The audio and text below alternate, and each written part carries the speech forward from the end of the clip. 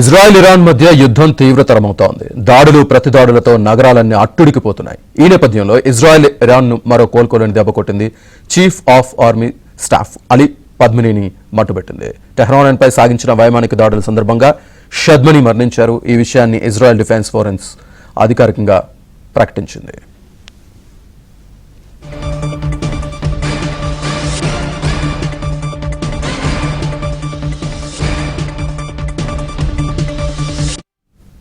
నాలుగు రోజుల కిందటే Ali Iran army chief of staff గా అపాయింట్మెంట్ అయ్యారు. సుప్రీం లీడర్ ఇమామ్ సయ్యద్ అలీ ఖమేనీకి అత్యంత ఆప్తుడిగా గుర్తింపు ఉంది. కుడి భుజంగా చెబుతూ ఉంటారు. ఇజ్రాయెల్ దాడుల్లో army chief lieutenant general Gholam Ali Rashid మరణించడంతో ఆయన స్థానంలో అలీ షద్మానీ నియమితులయ్యారు.